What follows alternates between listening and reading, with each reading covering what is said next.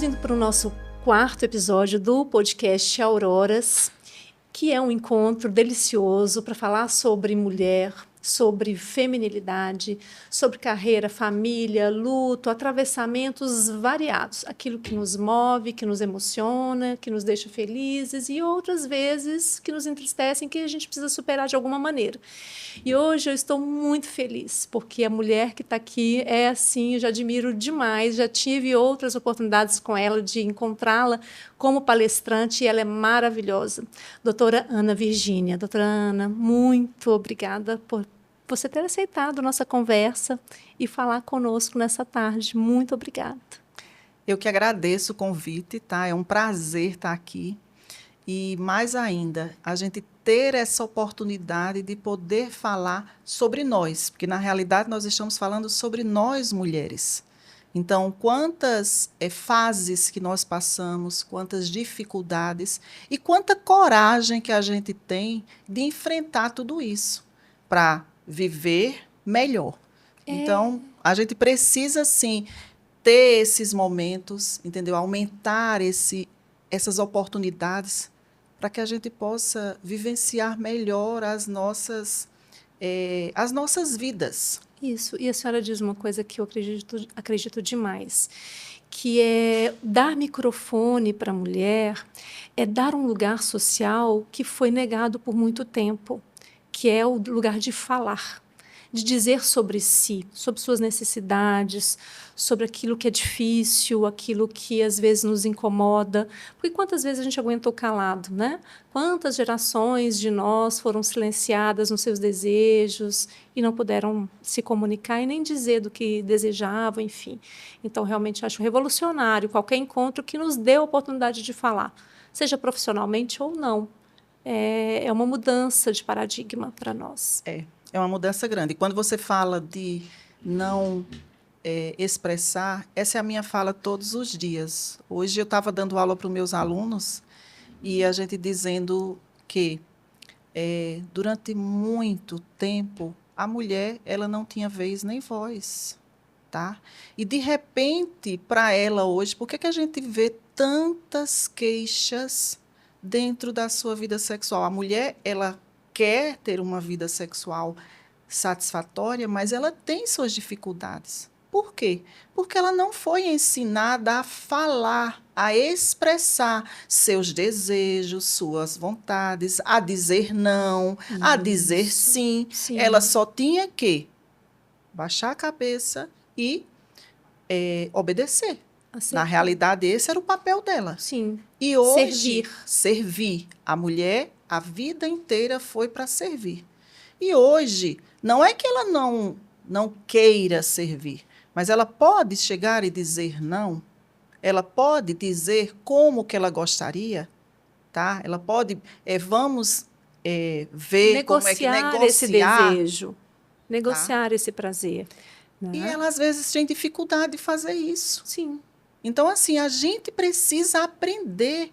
Não é algo, a gente não precisa ter vergonha, ter culpa, se sentir culpada porque eu não falo. Não, a gente pode aprender, porque é algo novo.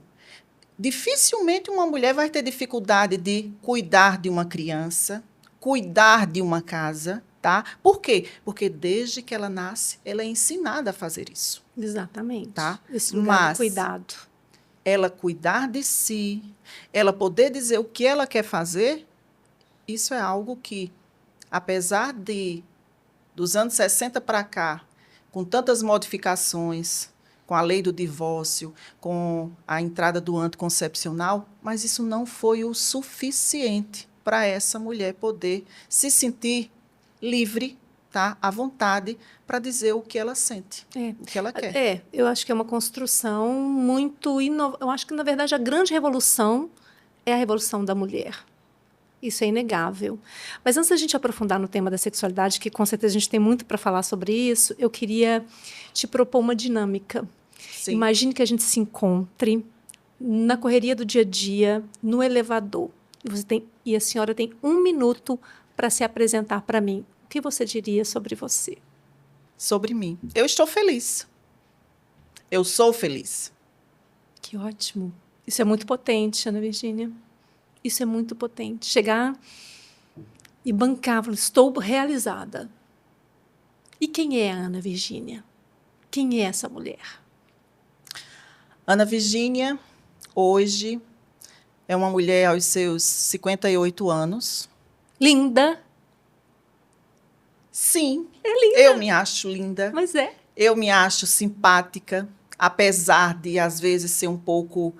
Eu posso dizer assim, o meu jeito, às vezes, eu sou um pouco mais ríspida, mas isso não quer dizer que eu seja grossa. É porque eu não sou aquela pessoa tipo princesinha. Não sou muito assim.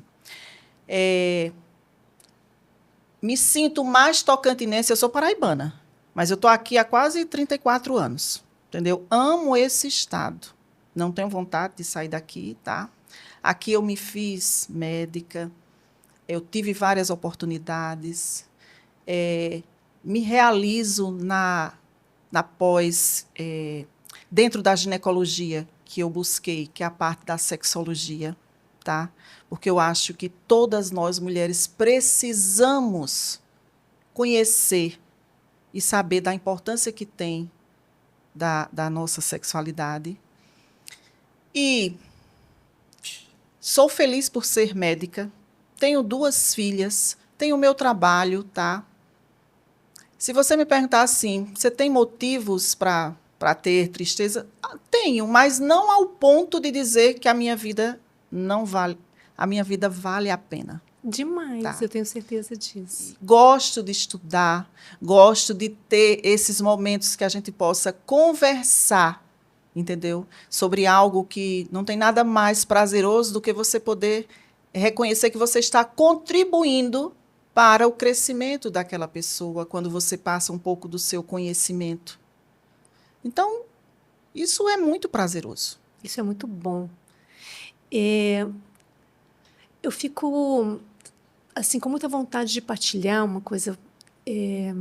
A minha avó paterna teve 20 filhos.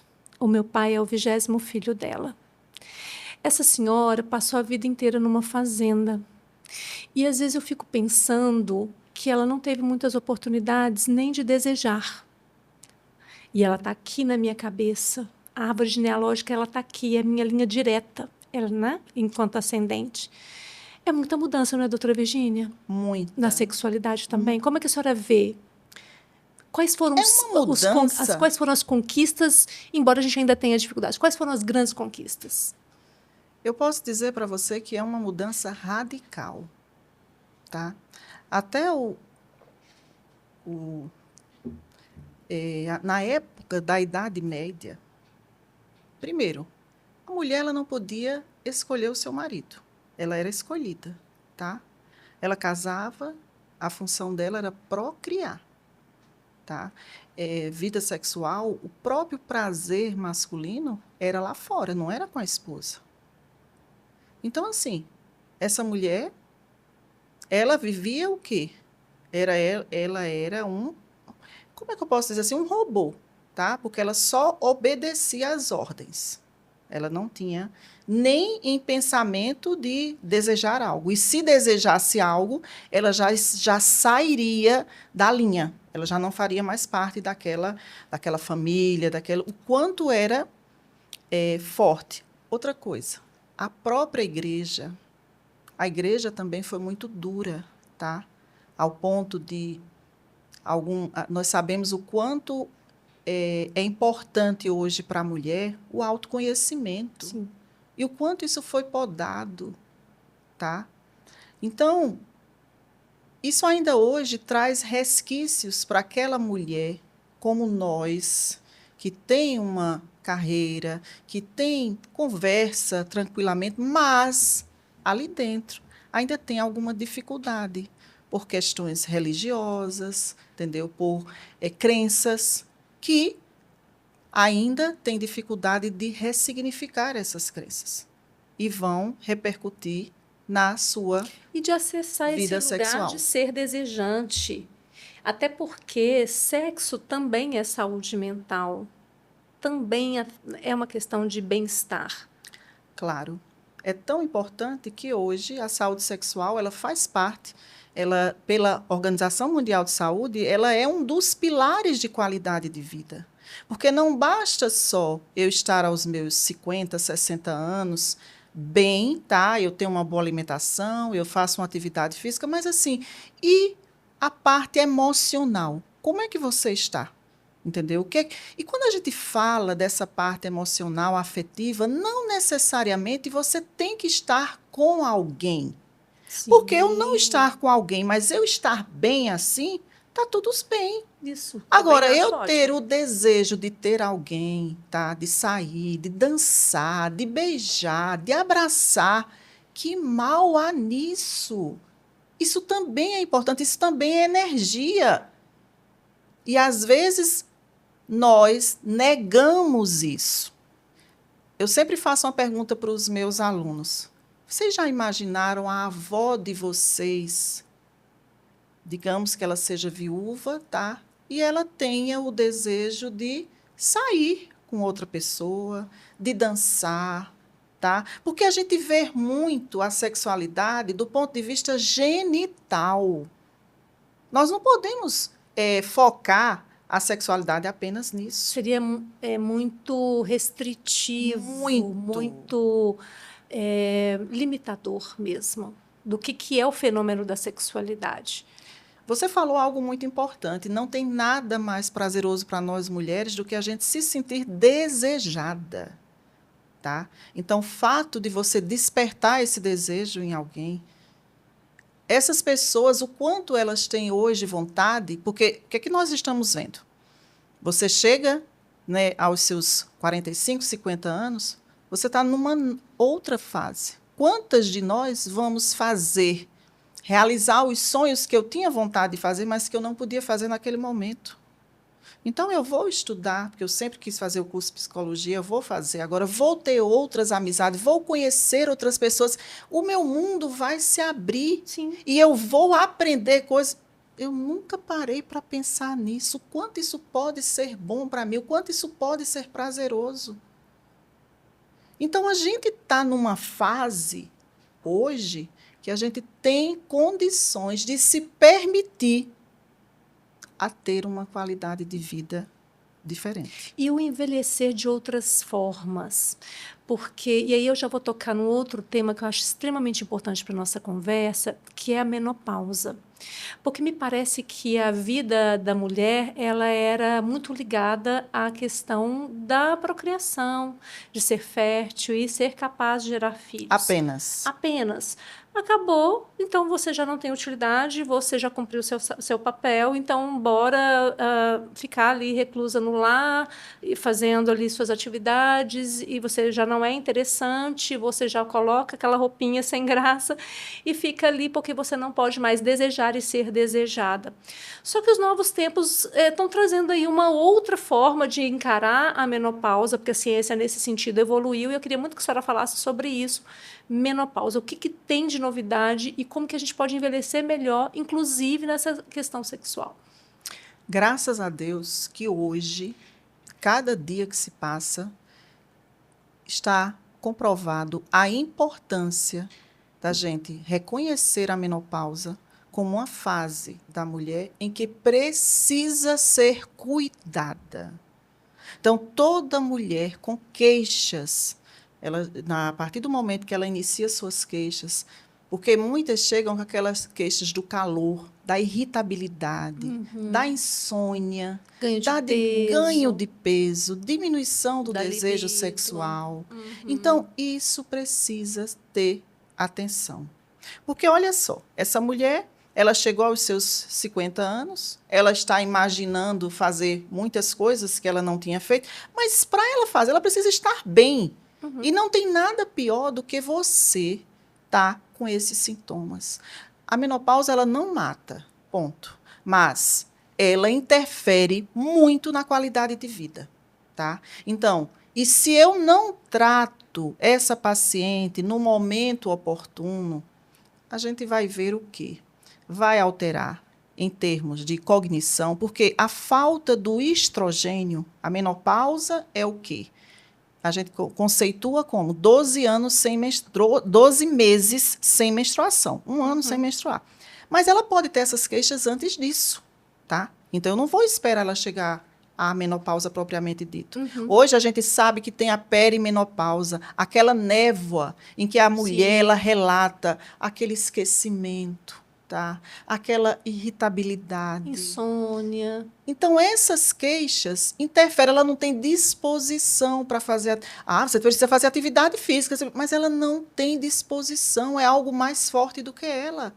Então, como que a gente vai cuidar dessa paciente? E é possível, sim, cuidar para que ela possa aproveitar bem, porque a partir do momento que eu reponho o estrogênio, que eu reponho os complementos, essa paciente, a autoestima dela vai melhorar, ela vai se ver diferente e vai vir, sim, à vontade de poder fazer sua atividade física, de poder se cuidar. Então, a menopausa ela não pode mais ser tratada como você quer tratar, entendeu? Ou, não, quantos tabus existiam de achar que... Mas e o câncer? Não, gente, menopausa, o tratamento da reposição hormonal não vai causar câncer, tá? Tanto é que nós fazemos um rastreamento antes de repor o hormônio. Você não vai simplesmente, você chegou com calor no meu consultório, eu já vou te passar um remédio. Você tem indicação, mas eu preciso saber se você pode fazer a reposição. Então, existe todo um rastreio. Todo um estudo. E quando essa mulher faz esse tratamento, ela percebe o quanto isso muda. Ora, o que nós estamos vendo hoje na nossa sociedade? As pessoas não estão vivendo mais, porque é aquela avó que você citou, que ela tinha uma função só de procriação. Chegou aos seus 45, 50 anos, ela não menstruava mais. E ela faleceu super jovem. Exatamente. Então, ela era como se era a vovozinha. Sim. Ela só ficava ali no cantinho, não tinha... Acabou. A vida para ela acabou, tá?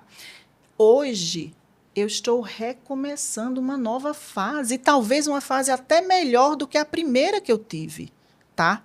Mas, para isso, eu preciso estar bem. Nossa, isso toca tão forte em mim, porque eu estou com 51 anos, com milhões de projetos na cabeça, com muitas coisas que eu quero realizar, e um envelhecimento que eu quero ter é um envelhecimento de atividade, de alegria, de conexões verdadeiras, com muito afeto. Então, isso tem a ver com estar no mercado de trabalho, mas também estar estudando. Eu tenho muitas... Então, acho que a minha geração ela já começa a pensar numa outra forma de viver, e eu acho que a sua fala, doutora, é muito pertinente quando a senhora nomeia a menopausa como uma fase. Como a gente teve a fase da infância, a fase da adolescência, não é? A menopausa é uma fase, e depois dela, uma vida ainda para viver. Isso é uma coisa que me marca demais nesse momento que eu estou vivendo. E o que nos deixa mais felizes é que nós temos visto cada vez mais o interesse das mulheres em buscar ajuda. Porque se eu estou pensando de estudar mais, de fazer isso, fazer aquilo, eu quero estar... O primeiro passo é esse, eu tenho que estar bem para isso. Senão, como é que eu vou aguentar? Isso. Entendeu? Como é que eu vou conseguir estudar? Como é que eu vou conseguir investir se eu não estiver bem? Sim, é verdade. E uma pergunta, terapia, a senhora já fez, já recorreu a psicólogo? Algum momento da sua vida? Já, como é que foi essa experiência? Conta para nós. A terapia, ela é um autoconhecimento. Eu acho que todos nós deveríamos fazer terapia. A terapia não é algo que você vá em busca de uma solução imediata. Porque a solução está dentro de nós. O terapeuta ele pode nos guiar. Tá? Sabemos que muitas pessoas têm resistência. Por quê? Porque você trabalhar os seus nós, entendeu? As suas dificuldades, às vezes você não quer fazer aquilo. Então, você corre da terapia.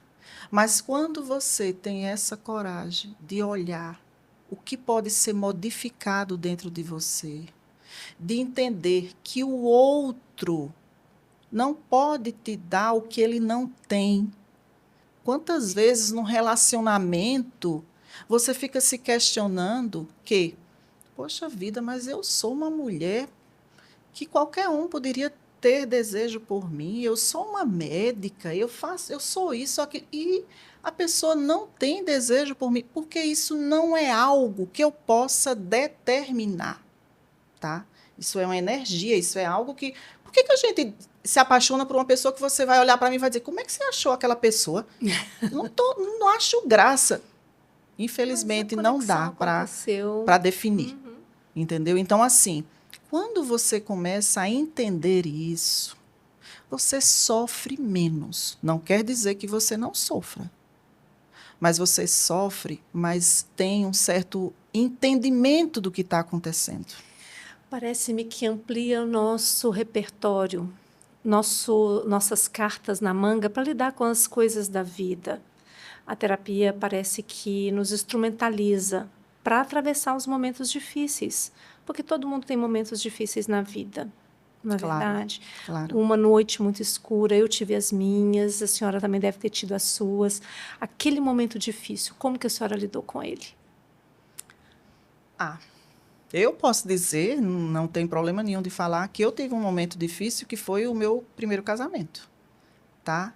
Então, assim, para eu entender que esse casamento não daria certo, entendeu? Foi muito difícil. Mas, além da terapia, o que me ajudou muito foi a busca da minha espiritualidade.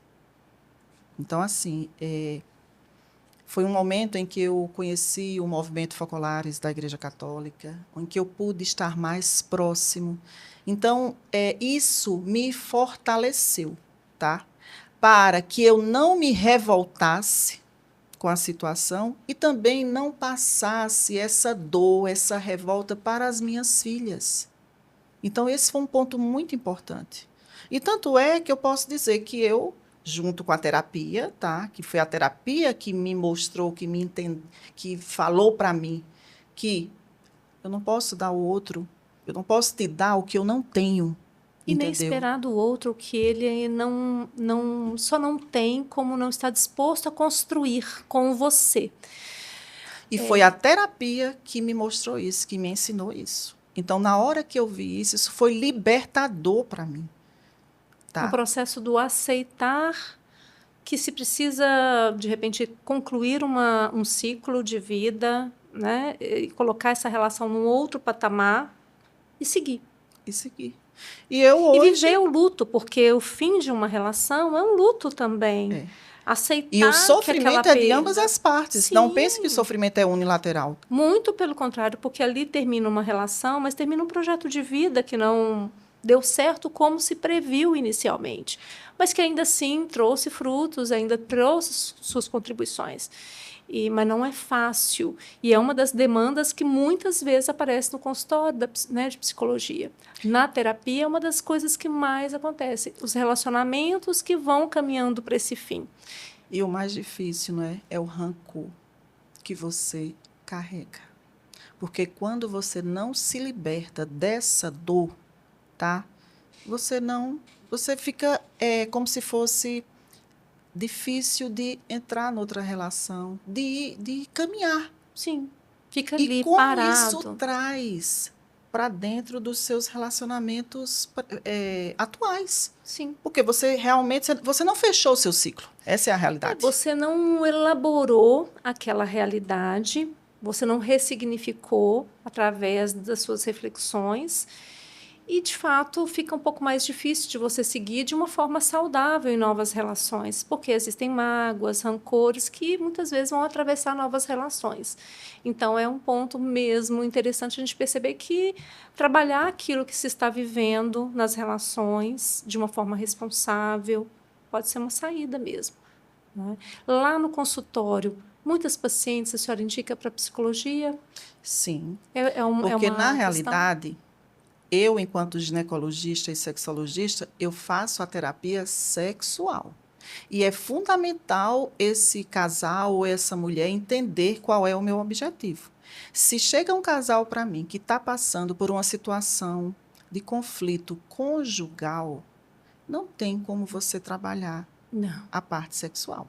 Então, aquele casal ele precisa de um acompanhamento com o psicólogo que faça terapia de casal, para poder trabalhar a questão da afetividade, da conjugalidade. Sim. Tá? Porque a sexualidade, ela vem depois. Então, aí esclarece. Na hora que me procura, que a gente vê, não, eles estão bem, tá? Eles têm uma boa relação. O problema Uma não boa é conjugal. comunicação. Sim. O problema é que eles não estão tendo uma sintonia no campo sexual. É diferente. Concordo Até totalmente. porque a terapia sexual ela é objetiva, ela é curta. Ela não é algo. Porque muitas vezes o que aquele casal precisa é de um aconselhamento sexual, de um esclarecimento, tá? Diferente de um casal que esteja passando por um conflito. Exatamente. Tá? Uma traição, tá? Não está conseguindo uma agressividade, algo. Então, isso não compete à minha área de terapia sexual. Aí sim é o papel do psicólogo. E o quanto isso é importante. Demais. Essa é uma parceria boa de ser feita. Sim. O resultado é outro para ambas as partes. Exatamente. Então, assim, até para que eles possam reconhecer qual vai ser o melhor caminho para eles seguirem. Inclusive não ficarem juntos. Exatamente. Porque a terapia de casal, ela não pode se pressupor a conjugalidade, a manutenção da relação. Muito pelo contrário, a terapia de casal é para trabalhar aquela relação e da maneira como ela vai se desenhar. E isso tem a ver com o desejo dos dois e a capacidade que se tem de reconstruir ou não reconstruir aquela relação ou ressignificá-la. Então, muitas vezes, a terapia de casal, as pessoas podem imaginar que vai para consertar o casamento. Não, é para as pessoas trabalharem aquela relação, inclusive podendo levar à sua conclusão, ao término, e de uma forma bem pensada, bem fundamentada, uma decisão mais assertiva, né? Então, acho que é muito isso também, né? Doutora, o que é sucesso para a senhora? Acreditar naquilo que você faz. Gostar do que você faz. E colher os resultados disso. E colher os resultados. Muito bem feito. Porque é bom. É bom ver que a gente é uma referência, a senhora é uma referência, tem uma carreira brilhante, tanto na ginecologia como na docência. Eu tenho pessoas que eu conheço que foram suas alunas e que te admiram demais, e a fala é sempre uma fala de uma profissional competente, carinhosa, zelosa do seu fazer docente. Isso também é muito bonito, né? Então, colher esse resultado também é sinônimo de sucesso, não é? É verdade. Tenho certeza disso. Vou te fazer mais 2 perguntas para a gente concluir o nosso podcast de hoje. A primeira delas é se a gente pudesse rebobinar a fita da vida. Ai, meu Deus, como seria bom às vezes, né? Voltar lá atrás e encontrar aquela Ana Virgínia lá quando ela era criança, mocinha. Qual conselho você daria para ela? Aproveite mais a vida. Você se cobra muito. Alto teor de exigência. E o que seria esse aproveitar mais a vida? Ter mais amigos, tá? Brincar mais, ser menos séria. Levar a vida menos a sério. Sim, tá? Porque é igual aquela música Epitáfia, né? Quando a gente vai escutar. Às vezes a gente leva muito, muito a sério. Não levar tão a sério não significa ser irresponsável, mas é a gente poder ser mais leve com a gente mesma. E ver mais pôr do sol. Ver mais pôr do sol. Olhar mais a vida passar, com gentileza, com afeto.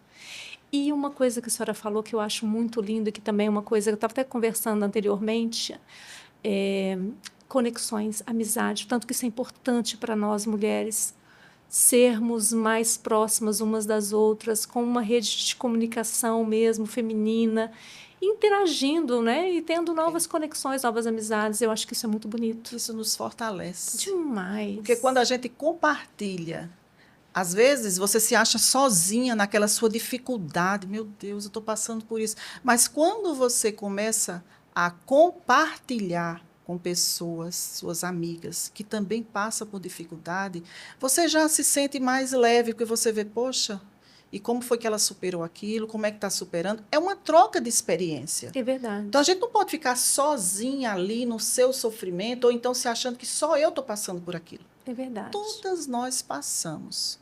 Cada uma enfrenta de uma maneira. Às vezes, a forma como você enfrenta a sua situação difícil pode ser algo que me ajude. Poxa, gente, eu estou passando pela mesma situação, mas olha, eu poderia fazer dessa maneira. Eu iria sofrer menos. Sim. Então, é fundamental que a gente esteja juntas. E se a gente não fala, nós também negamos a oportunidade de sermos acolhidas nas nossas dificuldades. Não é? E às vezes a gente só precisa que alguém nos ouça, nos escute. Exatamente. Como escuta afetiva, cuidadosa. O Auroras vem para isso, doutora, e eu espero muito te encontrar lá, nas nossas tardes gostosas em torno da literatura, da psicologia, para a gente se conectar. São 40 mulheres que vão com suas experiências de vida, cada uma única, e nessa diversidade, o nosso encontro se faz muito bonito toda vez. Eu te espero lá da próxima vez. Eu irei com o maior prazer. E eu vou ficar feliz com a sua presença lá. A última pergunta é a seguinte. A Auroras tem a ver com amanhecer, com novas propostas, novos projetos. Qual amanhecer importa para 2026? Ou seja, qual é o grande projeto? O que vai amanhecer na sua vida? Conexão. Grupos de mulheres. Olha que lindo. Tá? O meu desejo é ter esses grupos de mulheres. É semelhante ao seu trabalho. Para a gente poder trabalhar não só a sexualidade, mas toda essas, não é dificuldades, mas essas provações que nós mulheres passamos. Sim. E que a gente precisa de ajuda. Sim. E eu acho que isso é muito potente. Tem muito espaço, tem muita coisa que a gente quer o espaço para falar, para escutar e para a gente aprender. Porque quando a gente escuta, a gente também aprende. Demais. Muito. Eu tenho aprendido tanto com Auroras, a senhora nem faz ideia. Cada encontro tem sido assim revelador, tem sido muito bonito. Porque é aquilo que a senhora mencionou, muitas vezes a gente está pensando que aquela dor é só nossa, aquele incômodo é só nosso, e você vai vendo que outras pessoas também passam, né, por essas questões. Recentemente, em um dos encontros, nós tivemos ali partilha sobre envelhecimento, sobre cuidar dos pais, cuidar dos filhos, dessa carreira que nos atravessa e de tantas coisas que vão chegando e vão nos atropelando. Então, é muito bonito a gente poder ver que não é só a gente que está tendo que se ressignificar nesse ser mulher. E como você falou, às vezes você está passando por uma dor maior que a minha, mas a forma como você está enfrentando ela, ilumina. Entendeu? Ilumina, ensina. Sim. Então, esse se permitir, porque eu posso estar na minha dor e dizer, não vou falar, não, eu dou conta. Eu dou conta. Nós, mulheres, às vezes, ficamos assim. E o quanto é importante a gente poder, vamos dividir, deixa eu chorar um pouquinho aqui no seu colo e dizer, porque na hora que você faz isso, você parece que fica mais leve, entendeu? Porque a gente divide, mas ao mesmo tempo a gente soma tanta coisa uma com a outra, não é?